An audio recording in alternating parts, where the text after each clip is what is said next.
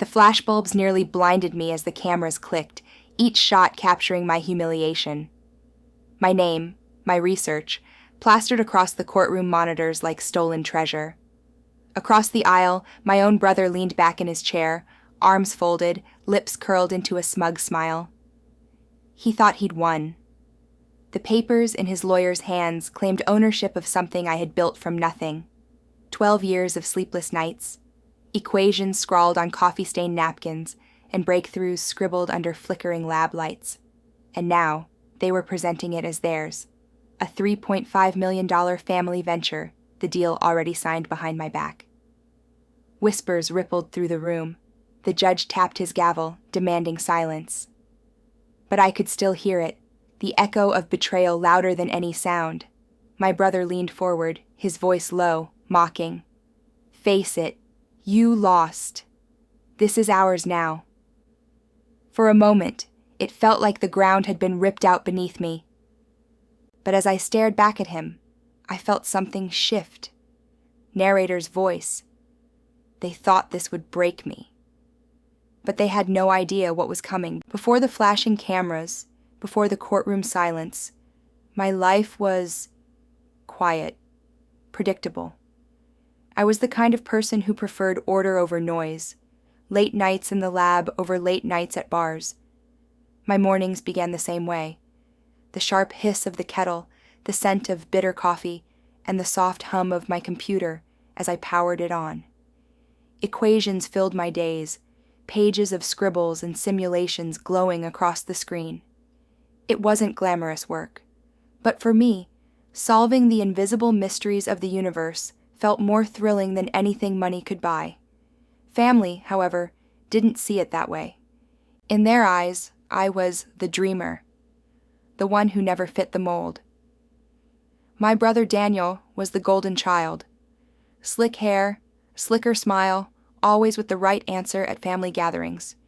He thrived on deals, fast cash, and the applause of others. My research? To him, it was wasted time.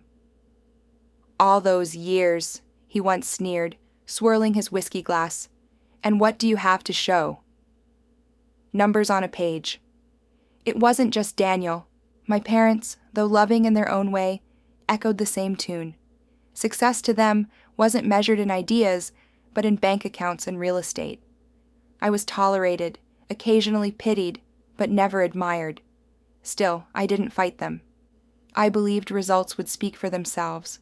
One day, when the research broke through, they would see. In the corner of my desk sat a small, cracked piggy bank. I'd had it since childhood, painted with faded blue stripes, a chipped ear barely clinging on. Whenever things felt impossible, I'd drop a coin inside, a reminder that progress was built one step at a time. It wasn't just about money, it was about faith. Each coin meant I hadn't given up. But Daniel, he had no patience for such symbols. The first sting came one summer evening at our parents' house. The whole family was gathered around the oak dining table, laughter bouncing off the walls. I'd just shared a small breakthrough, nothing earth-shattering, but important. For months, I'd been working on stabilizing quantum entanglement across longer distances, a piece of the puzzle scientists had been chasing for decades. I barely finished explaining when Daniel chuckled loud enough for everyone to hear. "Stabilizing what?" he mocked, his fork clinking against the plate. "Sounds like gibberish to me. Maybe you should stabilize your bank account first." The table erupted in laughter. My cousins snorted into their drinks. Even my parents cracked reluctant smiles. I sat there, heat burning up my neck, gripping my glass of water tighter than I should have. To them, it was a harmless joke. To me, it was dismissal, public, deliberate, and cruel. But I didn't snap back. I never did. I swallowed it, forcing a polite smile, though inside, something hardened. Later that night, as dishes clattered in the sink and conversations drifted to vacation plans and stock tips, I excused myself. Slipping outside, I leaned against the railing of the porch, staring at the fading light over the trees. I told myself the same thing I always did. Stay the course. Let the work speak. Don't let their laughter shake you. What I didn't know then was how far Daniel's contempt would go. That the same smirk he wore at the dinner table would one day stretch wider, in a courtroom, with millions of dollars on the line. That night, I dropped another coin into the piggy bank. The clink echoed in the quiet room, sharp and metallic. A promise to myself. They thought I was weak because I stayed silent. But silence isn't weakness. It's patience. And patience was the one thing I had in abundance. The weeks after that dinner should have been ordinary. My research was finally gaining traction. A university in Geneva had quietly taken interest, sending me cautious but curious emails. The equations were aligning, simulations stabilizing. For the first time in years, I could see it, a path toward something big. But Daniel had other plans. It started with whispers. At first, I thought I was imagining it. Colleagues giving me sidelong glances, neighbors avoiding eye contact. Then came the comments. Your brother says you're struggling. Didn't you lose funding? He said you might have to sell your equipment. I hadn't told anyone that, not even my parents. Daniel was spreading rumors, twisting half-truths into daggers. And it worked. Invitations stopped arriving. Colleagues stopped returning calls. Even my parents grew colder, asking if I was sure this research thing was worth it. Sleep became impossible. Nights were spent staring at the ceiling, the glow of equations on my computer screen blurring into nonsense. My chest tightened every time the phone rang. My hands shook when I opened emails. Stress became physical, a dull ache in my temples, knots clawing up my spine. And Daniel thrived in it. He began showing up uninvited, at my apartment, at my lab, always with that same smirk as if he were checking the locks on a cage he was slowly tightening around me. Still scribbling numbers? He'd say, leaning against the doorframe. You know, I could help you. Bring your work into the real world. People would actually pay for it. But I knew what help meant. It meant control, ownership. And I wasn't about to hand him my life's work. Still, the pressure mounted. My parents sided with him more openly now. Daniel just wants what's best for you, my mother insisted over the phone. Maybe if you worked together, something could come of it. Together. The word twisted in my gut. Daniel didn't want a partner. He wanted a prize. The breaking point came late one evening. I returned home to find my front door slightly ajar. Panic flared through me. Inside, the place was ransacked, not violently, but deliberately. Papers scattered, notebooks rifled through, drawers left open. My computer, though locked, bore fingerprints across the screen. I knew exactly who had done it. That night, I sat on the floor of my wrecked apartment, my head in my hands, the piggy bank glinting from the corner of my desk. I felt small, powerless, like all those coins, all those years of patience, meant nothing. And then, she called. Her name was Dr. Evelyn Ross, one of the Geneva researchers who had emailed me months earlier. Her voice was steady, warm, curious. I've reviewed your latest notes, she said. They're remarkable. You're onto something no one else has stabilized yet. For the first time in weeks, my lungs filled fully with air. I tried to thank her, but my voice cracked. Evelyn didn't laugh. She didn't dismiss. Instead, she said words I hadn't heard in years. You're not crazy. You're not wasting your time. Don't let anyone tell you otherwise. Tears blurred the scattered papers on the floor. I'd been standing alone for so long that I'd forgotten what it felt like to have someone in my corner. I whispered, You have no idea how much I needed to hear that. Evelyn paused, then answered with calm certainty. Then let me remind you, you're not alone in this. Her words lit something inside me. A spark. A reminder that silence was not surrender, that patience could still become power. And as I hung up that night, staring at the broken order of my apartment, I realized Daniel had made his first real mistake.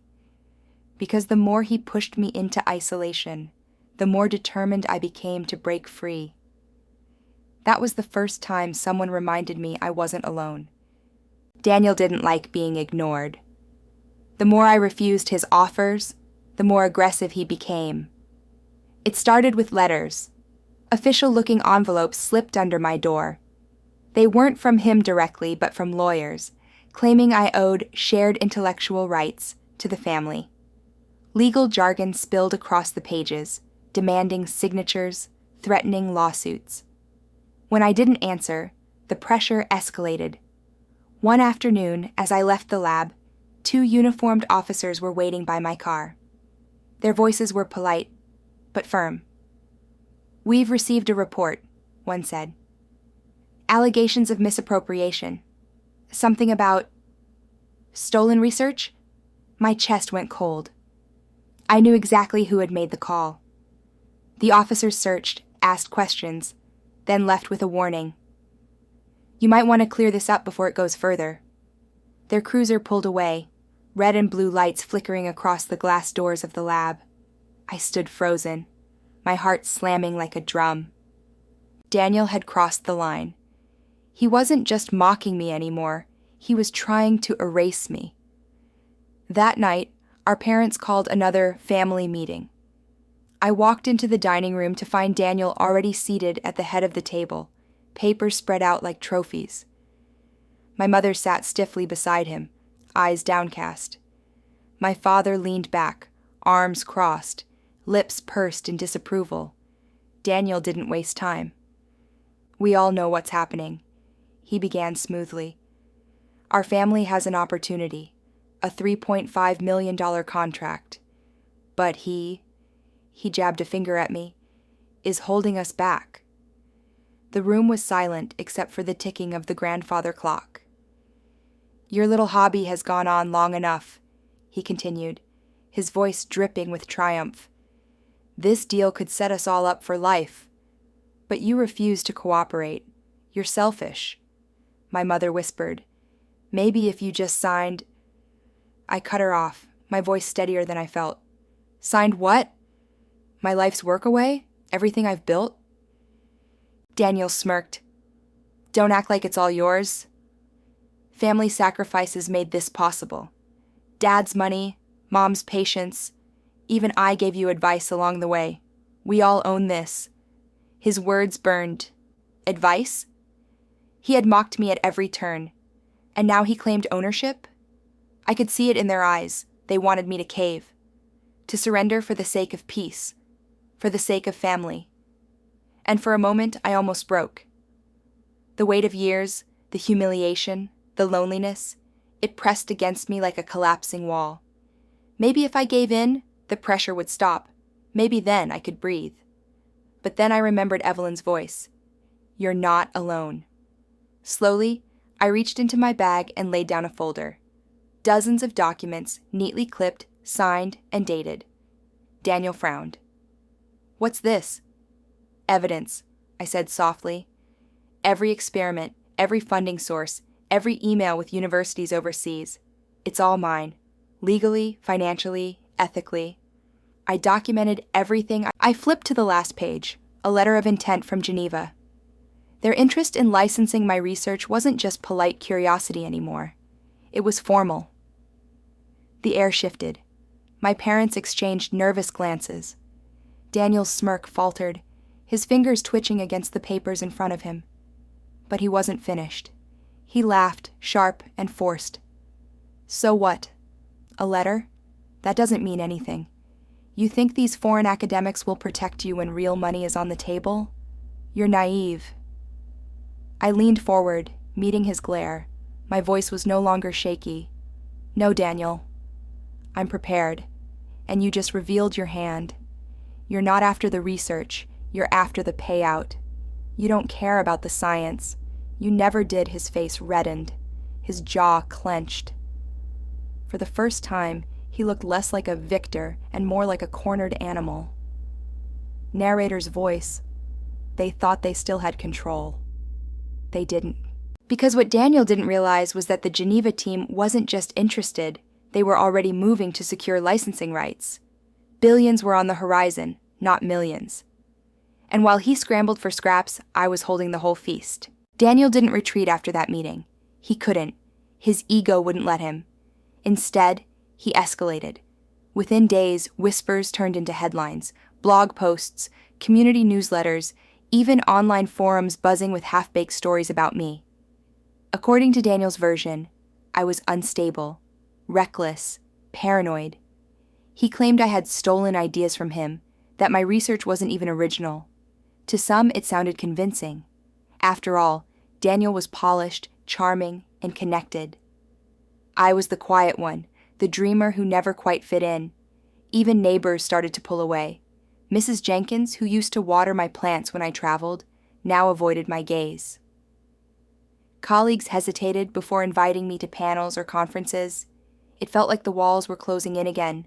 Only this time, the pressure was public, not private. But this time, I didn't break. Every rumor Daniel spread, I documented. Every visit, every threatening call, every so-called family discussion where he pushed contracts at me, I recorded it all. The once silent patience that had defined me was transforming into strategy.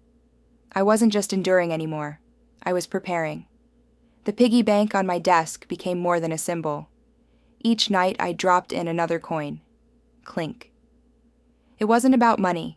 It was about proof that I was building something, piece by piece. Daniel wanted to strip me bare. I was quietly arming myself instead. Evelyn became more than a distant voice. She called regularly now, reviewing data, helping me polish presentations, even reminding me to eat and sleep when exhaustion blurred my focus.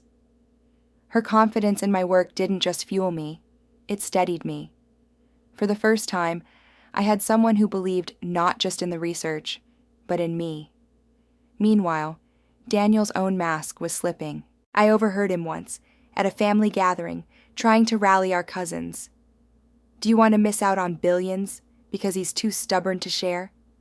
We should all pressure him to sign, but cracks were showing in his performance. His voice carried a desperate edge. His eyes darted, calculating who still believed him. The more he tried to control the narrative, the more frantic he became. He filed petty legal claims that fizzled out under scrutiny. He spread lies so exaggerated that even neutral relatives started questioning him. And slowly, very slowly, the tide began to turn. Yet the real battle wasn't in family dining rooms or whispered conversations. It was coming on a bigger stage. The Geneva team was preparing to finalize the licensing. Billions were at stake. They required due diligence, airtight documentation, and a public announcement, which meant one thing. Daniel couldn't just smear me behind closed doors anymore. He would have to face me openly. And I was ready. I organized every file, backed up every note, even framed copies of signed lab agreements. The deed to my research, proof of intellectual property rights, sat neatly at the top of my folder.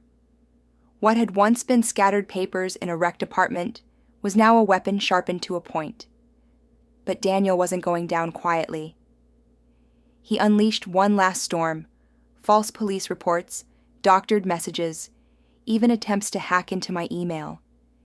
He dragged my name through every corner he could find. It didn't matter. Each attack only added to my pile of evidence. Each false claim became another thread in the web he was spinning around himself. Narrator's voice. The day of reckoning was coming, and no one could stop it. And I knew exactly where it would happen.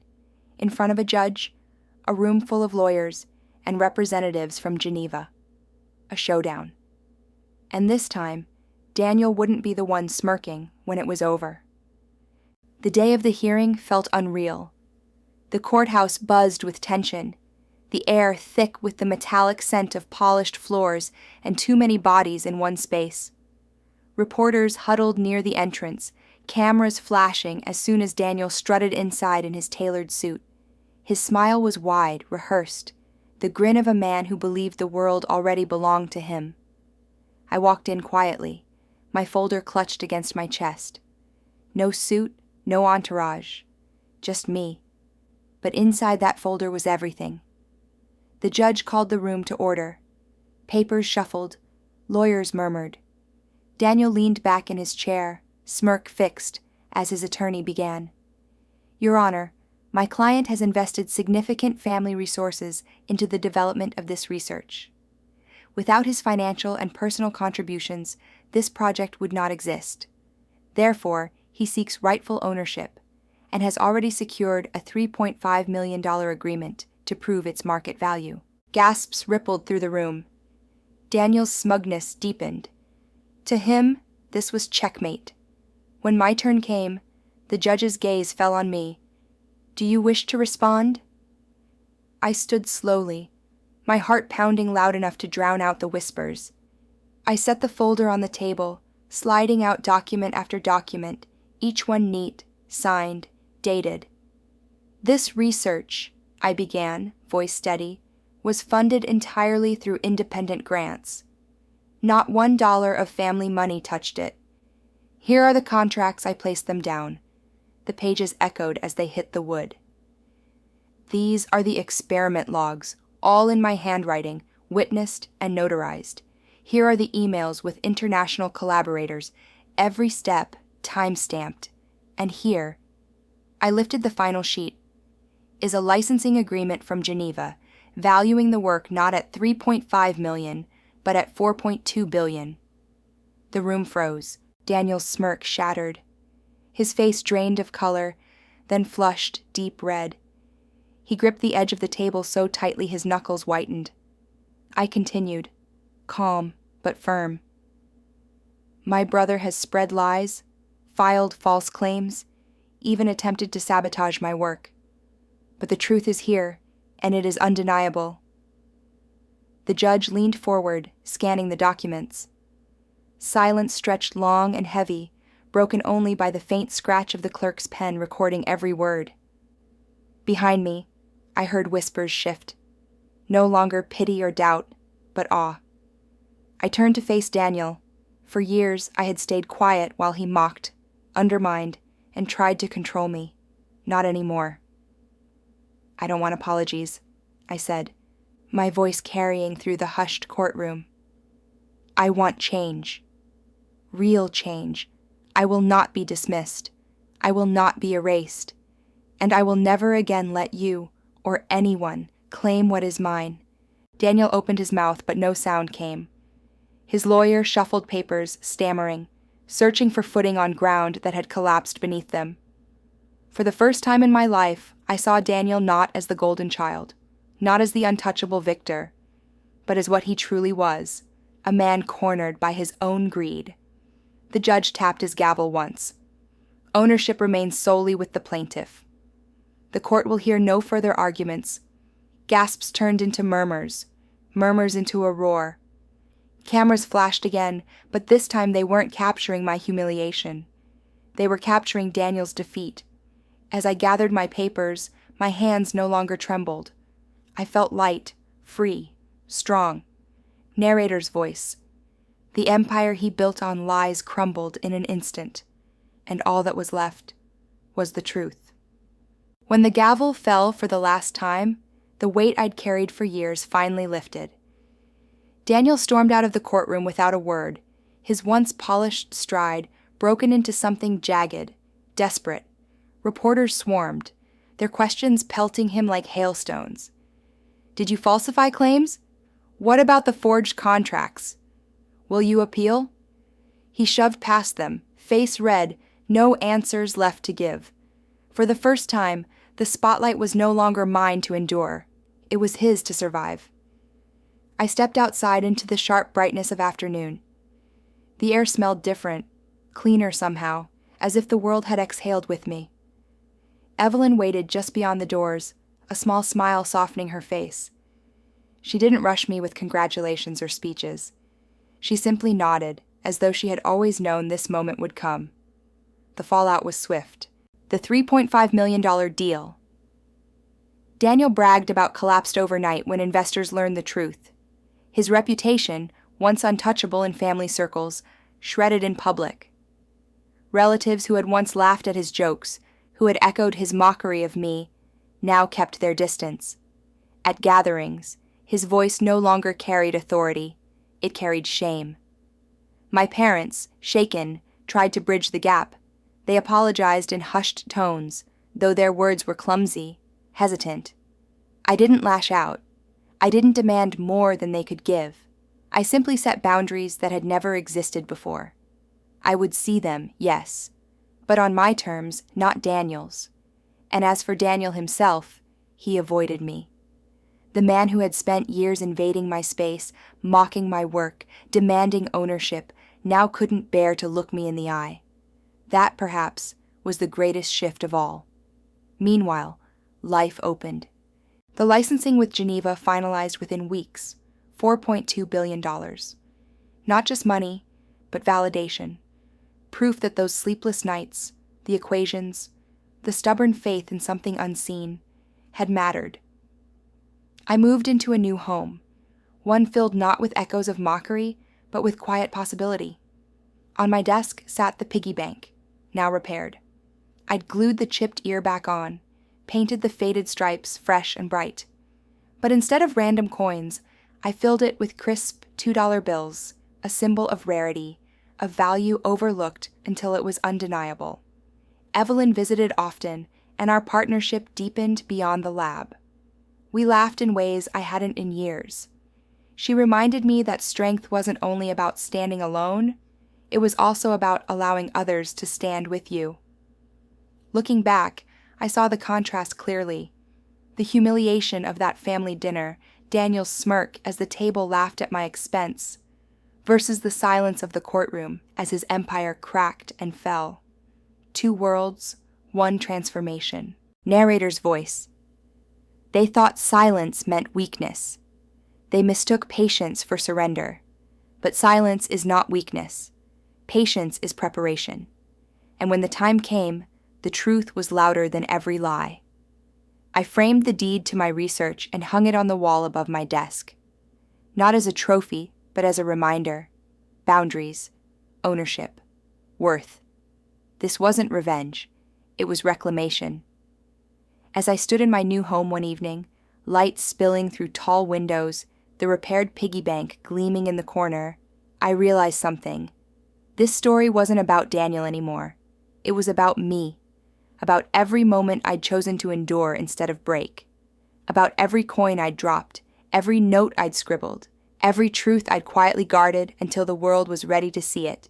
This wasn't the end. It was the beginning. Have you ever faced favoritism, betrayal, or someone trying to take credit for what you built?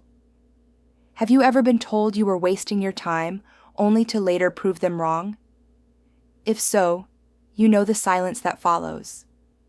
The moment when truth shatters lies, and the room finally sees you for who you are. I shared my story not just for vindication, but for connection. Because I know I'm not the only one. Tell me, what did you overcome? What did you reclaim? Share it in the comments. Someone else may need your voice the way I once needed Evelyn's. Remember this. Worth isn't something they give you. It's something you claim for yourself.